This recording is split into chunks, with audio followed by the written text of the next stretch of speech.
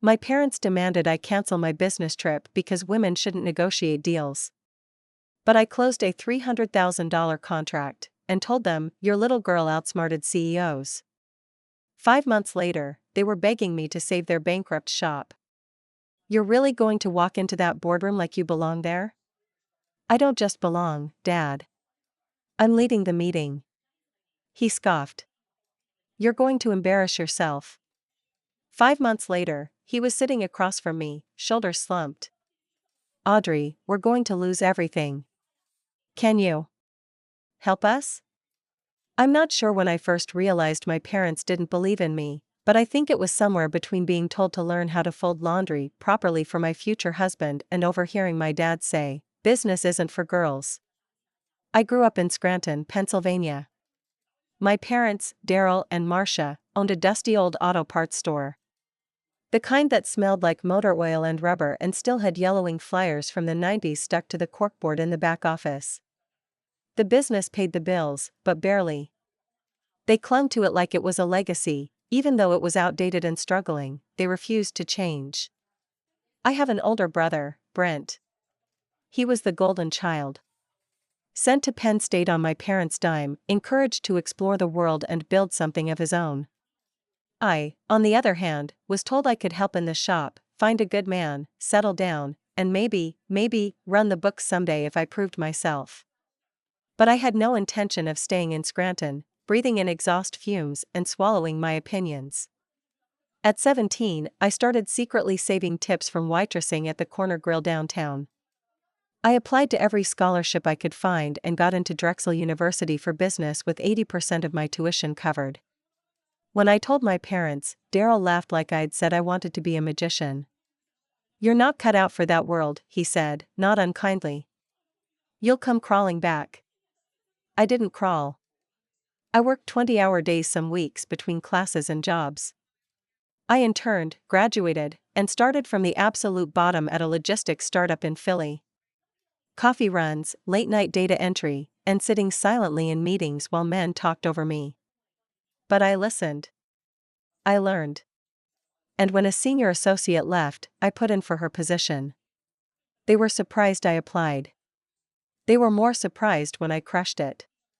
By the time I was 34, I was managing high-value accounts, presenting to C-level execs, and considered the closer in my department. Then came the deal that changed everything. A major transportation and freight company based in Chicago wanted to overhaul their logistics infrastructure. They had a $300,000 budget and were fielding proposals from 3 firms, including ours. My boss called me in and said, "You've got this one. You're leading the pitch." The pride I felt in that moment was huge, but it didn't last. Somehow, Brent mentioned it to my parents during a call. 3 days before my flight, Daryl called me out of the blue. "You're really going to walk into that boardroom like you belong there?" he asked. "I don't just belong, Dad," I said. "I'm leading the meeting." "Don't be crap. You're going to embarrass yourself. Let the men handle it." I didn't yell. I didn't explain. I just hung up. That trip to Chicago was one of the most intense experiences of my life. 4 days of meetings, interviews, financial modeling, and trying not to let my nerves show when the CEO grilled me in front of his board. But I stood my ground. I corrected his numbers. I showed him how our system would save them more over time. I didn't blink. And we landed the contract. I called my dad from O'Hare. 300 grand. Closed it. Your little girl just outnegotiated 3 CEOs. Click. He hung up. I laughed in the airport lounge like a maniac. A real, bitter laugh. It felt like burning an old bridge that I never got to cross in the first place. Then, 5 months later, Brent called. "They're in trouble," he said. "Dad took out a loan to expand the shop. Inventory prices went up, and demand went down. They haven't paid their suppliers in weeks. Mom's worried they'll lose the building." I felt nothing at first. Just a strange emptiness. Like I'd already buried that part of me. Then Marcia called. Not to apologize. Not to say they were wrong. Just, we need help. I could have said no. I could have let the store collapse and watched from afar. But I didn't. I agreed to visit. The place was worse than I expected. Dusty shelves. Obsolete parts. Paper invoices stacked in cardboard boxes. No digital system. No online presence. And their expansion? A few shelves crammed into the back of the building with parts they didn't have the clients to sell to. Daryl stood behind the counter with the same prideful look I'd grown up with. But there was something else under it now. Fear. Defeat. I laid it out clearly. I'll help, I said. But only if I'm a partner. 50/50ths. I invest. I take control. He scoffed. You? Run my shop? You begged me, I replied. I'm not doing charity work. He didn't answer. I gave them the night to think it over. By morning, the papers were signed. First thing I did was rebrand. We became Scranton Auto Direct. I hired a branding consultant, set up a Shopify site for online orders, built a new supply chain connection through my contacts in Philly, and transitioned all their books into QuickBooks. Daryl complained at every turn. You're throwing away our identity, he muttered one day when I removed the old wooden sign. Our identity was losing $2,000 a week, I shot back. Marcia came around first. She asked questions, slowly learned how to track payments, and even started taking customer service calls from the website chat. She liked learning, even if she was shy about it. Daryl resisted. But he showed up. Every morning. Watched me run numbers. Listened in on supplier calls. And one night, I noticed him copying down notes while I explained our pricing model to a new part-time manager. That was the first time I saw it in his eyes, respect. I didn't expect it to be easy. I expected resistance. But what I didn't expect was the quiet way my mother began to soften toward me, not in grand gestures, but in the small things. She started packing me lunch again. Not in a sentimental way, just silently leaving it in the fridge with a post-it note that said, "Turkey. You like mustard, right?" The first real turning point happened on a Wednesday morning, 2 months into the revamp. I walked into the shop and found Marcia sitting at the front desk with the QuickBooks dashboard open. She looked up, a little startled, like a student caught cheating on a test. I was just trying to do payroll, she said. Instead of correcting her, I sat down beside her and watched.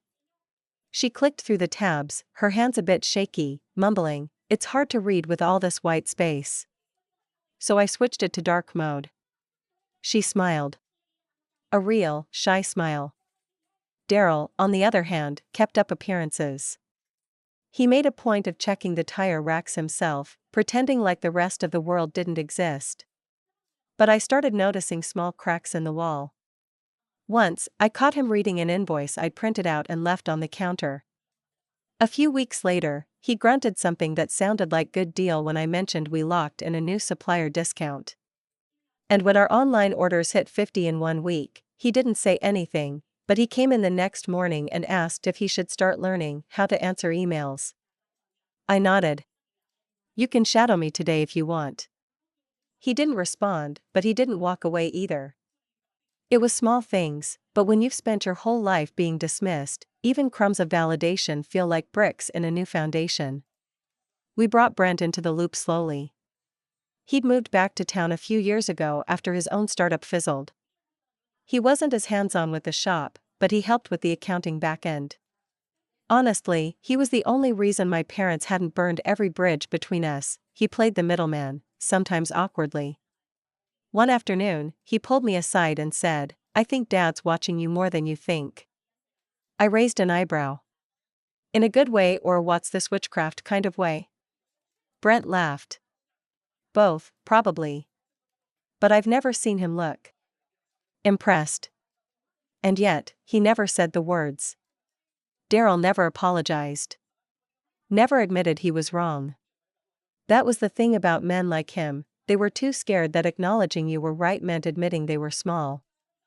But even silence can be meaningful. Even inaction can carry weight. The shop was transforming, and so were the customers. Younger folks started coming in. Word of mouth from the college nearby helped, especially when I partnered with their auto tech program. We started offering certified mechanic internships. That helped build our reputation as not just a place for parts, but a place that taught and evolved.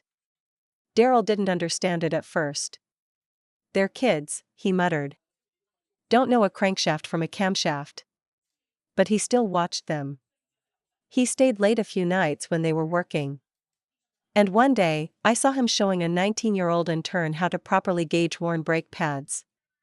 The intern was nodding like Daryl was Socrates. I said nothing. But at that moment, I felt something shift. Later that week, I came in early, sun not even up yet, and found him wiping down the front glass door. That was something he used to make me do, growing up. No gloves, even in the winter. Just toughen up and it's part of the job. He didn't see me watching. He just went back inside when he was done, like it was the most normal thing in the world. I wasn't sure if he did it because he wanted to or because he finally respected the space enough to care about how it looked. Maybe both. 3.5 months after I took over, we broke even for the first time in over a year. By month 5, we were clearing a solid profit. Brent suggested a second location in Wilkes-Barre. I said it was too soon, but the idea stayed with me. I started scouting spaces anyway, just in case. The only real hiccup came when Daryl tried to order a bulk shipment of outdated filters without running it by me. I found the invoice on the system, $7,800 for inventory that moved maybe once a year. I confronted him. Calmly. "You're going behind my back now?" "I've been doing this for 30 years, he snapped. "I don't need permission. We're not running the shop like it's still 1995. He glared at me, the kind of look that used to make me back down as a teenager. But this time I didn't move. I let the silence stretch between us. Eventually, he muttered, "Fine. Cancel it." I did. It was the closest thing to a war we'd had since I returned. He didn't talk to me for 3 days, except for terse one-word responses. But on the 4th morning, he left a note on my desk that read, "Supplier called. Asked about the updated inventory cycle. I told them you'd explain it better than I could." No apology. No soft words. Just a note that said, "You lead. I'll follow." It was enough. As fall rolled into Scranton, the air turned crisp and the leaves dusted the shop's parking lot like confetti from some celebration no one had attended. The shop itself was busier than I'd ever seen it. Orders came in daily from our site. Walk-ins were more frequent now too, younger customers who'd seen our social media ads or heard about the new mechanic training from friends. It was working. All of it. But the more successful the business became, the more complicated things got at home.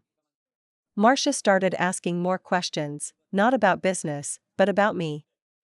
"Do you still live alone in Philly?" she'd ask, while packing away parts. "Yeah." "Still don't want kids?" "Still don't," I'd say, trying not to flinch. It was her way of prying, in small, gentle nudges. I knew she wasn't trying to hurt me.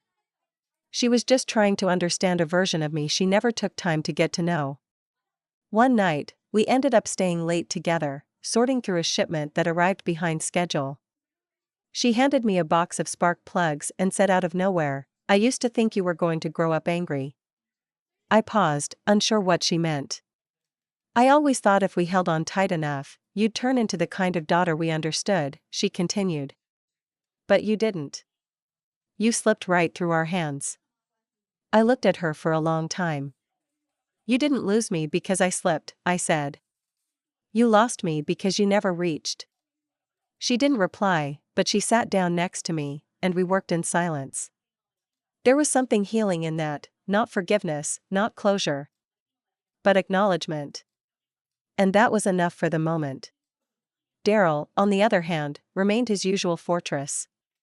But people like him don't stay entirely still, they shift in tiny degrees. The man who once told me women don't belong in negotiations had started to forward supplier quotes to my inbox with comments like, "You might be able to shave this down a bit." That was his version of "you're better at this than I am." But it wasn't just the shop changing. I was changing too. I stopped waking up every morning angry. The chip on my shoulder softened into something more focused, a commitment to prove, yes, but not just to them anymore. I was building something. Something real. About 4 months in, I brought in a consultant to evaluate whether we were ready to scale. The guy was younger than me, probably late 20s, and he asked all the right questions. When we wrapped up, he pulled me aside and said, "You've got something special here. Not just the business, your leadership. People trust you." I smiled and nodded, but it wasn't until I got in my car that I felt the full weight of those words. People trusted me. Customers. Employees. Interns. Even, begrudgingly, my father. And it terrified me. Because part of me was still waiting for it to all fall apart. That's the thing about being underestimated your whole life, when people finally start to believe in you, it feels like they've made a mistake. Like you're just holding up a mask, and any second now, someone's going to rip it off. But I didn't stop. I showed up every morning. I mentored the interns. I reviewed the ledgers. I called suppliers. I fixed pricing. I updated the website. I led. And I kept growing. Then one day, the moment that changed everything, not because it was dramatic, but because it wasn't, happened in the middle of a Tuesday. We were having lunch in the break room. Marcia had brought in stew and insisted we all sit together for once. Daryl sat at the far end of the table, reading the sales figures on his printout. He didn't look up, but he said, "That supplier in Allentown, good call bringing them in. We wouldn't have met last month's numbers without it." It was quiet for a second. "Thanks," I said, like it was just any old compliment. But my throat tightened. He nodded once, still not looking up. It wasn't an apology. It wasn't a revelation. But it was real. It was his version of, "You did good, kid." Brent must have noticed my face, because later that night he texted me, "He might not say it, but I think he knows you saved us." I didn't respond right away. I just stared at my screen and thought back to being 22, sitting on a train to Philly with 2 suitcases, $900 in cash, and no support. No safety net. Just raw belief in myself and the bitterness of rejection. And here I was, over a decade later, running the business they once thought I had no business touching. By late fall, we hosted a small community event at the shop, a cars and coffee thing Brent came up with, where local enthusiasts could show off restorations and we offered parts discounts and giveaways. We had tents, a small grill going, even a DJ from the community college. It felt more like a block party than anything business-related. But it brought people in, and more importantly, it made the shop feel alive. Daryl stood next to me for most of the afternoon, arms crossed, watching the crowd. "You did this," he muttered at one point. I looked at him. "We did." He didn't correct me. He just kept watching the line of customers stretch out the door. A woman in her 50s came up to us and said, "I used to drive past here every day. Thought you guys were going out of business. It's really something now." "Your daughter?" Daryl nodded. "She's good. Real good." "She is," he said. I don't think I'd ever heard those 2 words in that tone before, not bitter, not reluctant. After that cars and coffee event, something changed, and not just on the surface. People in town started recognizing me. Local vendors who used to only deal with Daryl began calling me directly. Former customers who hadn't set foot in the shop in years were now asking for me by name. It wasn't that I had replaced my father. I'd just become undeniable.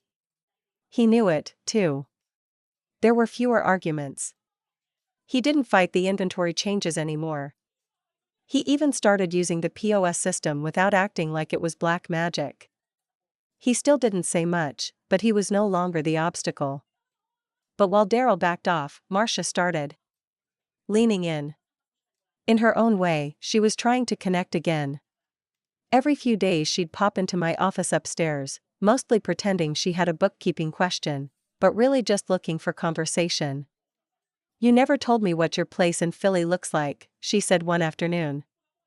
I was typing up a wholesale order. "Small.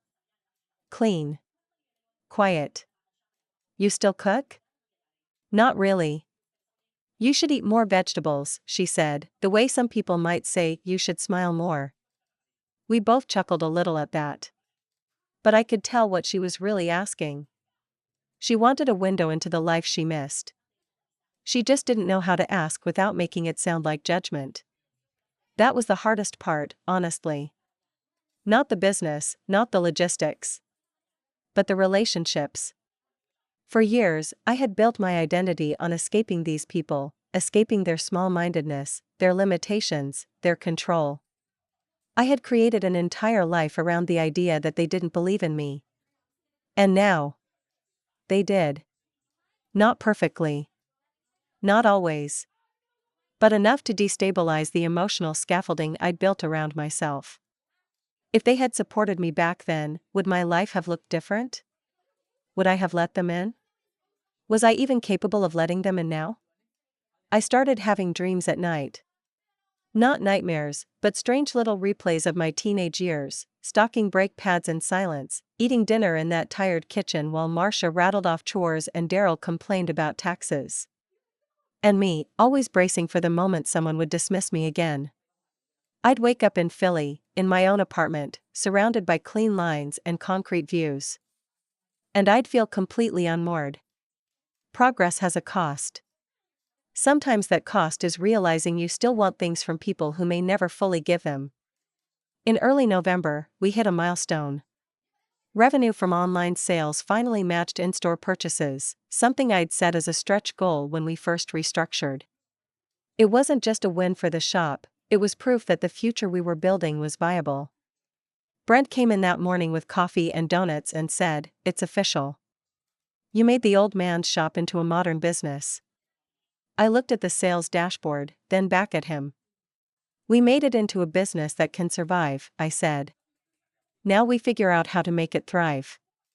Daryl came in an hour later, nodded at the donuts, then quietly slid a folded envelope onto my desk before disappearing into the back.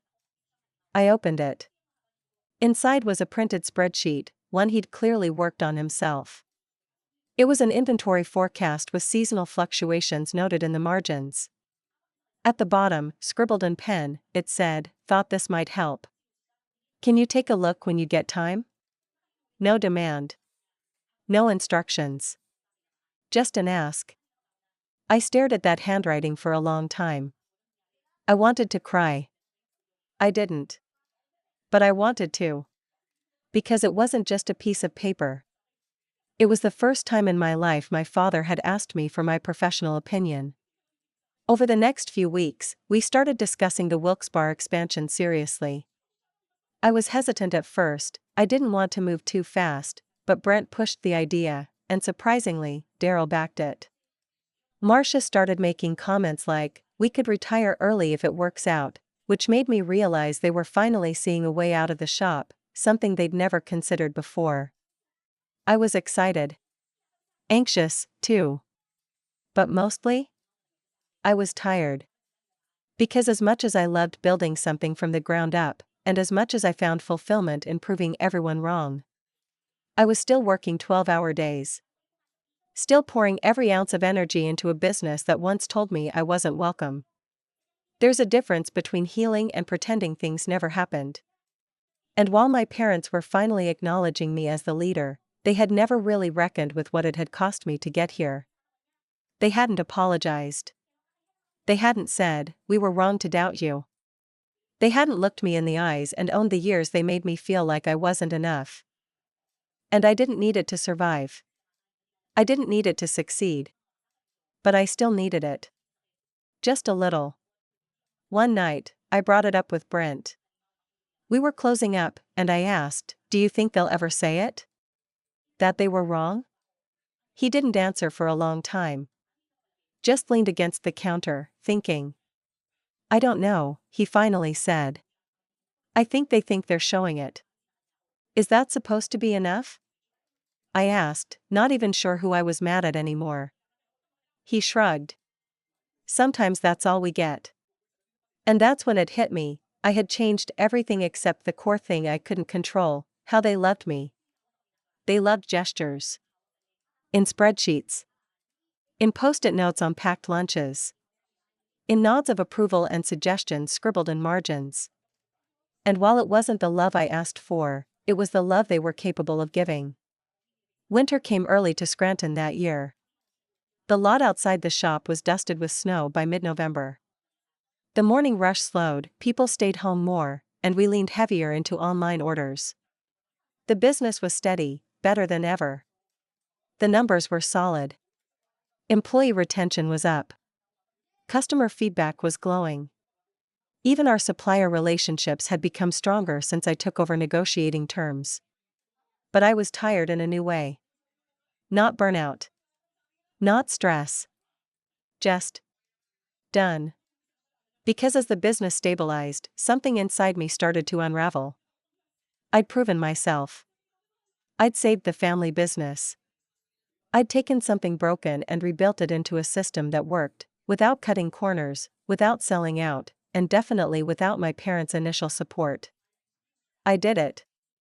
And now that it was running like a machine, I didn't want it anymore. The realization came slow and soft. Not like a punch in the chest, but like waking up and realizing you've outgrown the room you're in. And once I saw it, I couldn't unsee it. One Saturday afternoon, after a successful supplier negotiation meeting for the potential Wilkes-Barre location, I sat down with Brent in the back office. I think I'm done, I told him, sipping lukewarm coffee. He blinked. Done? Like. Done? Like. It's time for me to go. Not today. Not tomorrow. But soon. He nodded slowly. Okay. What does that look like? It looks like. I finished setting up Wilkes-Barre. I train as a regional manager. I clean up the systems, finish automating most of the processes. And then. I leave. He watched me for a moment, then said something I hadn't expected. You should make them buy you out. I raised an eyebrow. You think they'd go for that? He smirked. They'll have to. You've built half the damn business. You saved it. He was right. And the more I thought about it, the more I realized, the best ending to this story wasn't just walking away. It was the ending. So I wrote it. Over the next 2 months, I laid out the terms for a buyout agreement. Fair market value. My name was officially removed from all operations. All systems, software, branding, and digital assets I created would remain with the business, for a price. I included a clause offering 6 months of consulting support if needed. When I finally handed the proposal to Daryl and Marcia, I sat across from them in the office I'd built with my own hands, in the business they had once tried to keep me out of. Daryl read the whole thing twice. This is a lot of money, he said. It's worth it, I said. Marcia looked between us, mouth tight. You're really leaving? I built it. I fixed it. But I don't want to run it forever. I have other things to build. Daryl leaned back. What if we say no? I didn't flinch.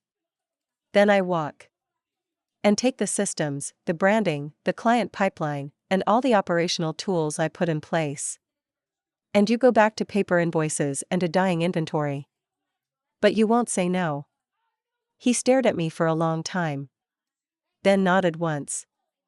Okay. The buyout took about a month. I gave them everything, the business tools, the processes, the framework to keep growing. But now it was theirs again, with no strings attached. When the check cleared into my account, I felt like I was breathing with my full lungs for the first time in years. I used a chunk of that money to fund a business of my own, a small logistics consulting firm focused on helping women-owned auto shops and small family businesses modernize and digitize. I called it Redline Strategies, a nod to the old world and a declaration of going full throttle. The rest of the money? I put some away. Bought a condo with big windows and a kitchen I never had time to use. Donated to the tech college that supplied our interns. Started offering mentorships. The cherry on top? About 6 months after I left, I got a call. Daryl. He needed help with a negotiation for a supplier trying to hike prices by 20%. He didn't know how to counter their terms. I let him talk for a while, then said, I'd be happy to consult. My current rate is $325 an hour. First invoice due before delivery of the proposal. There was a long pause on the other end. Then, the quietest. All right. Send the invoice. I never raised my voice. I never slammed a door. I just built the world I wanted, and let them come knocking when they realized I was never the fool they thought I was. No cruelty. No vengeance. Just success so undeniable they had to pay to access it. The best kind of revenge.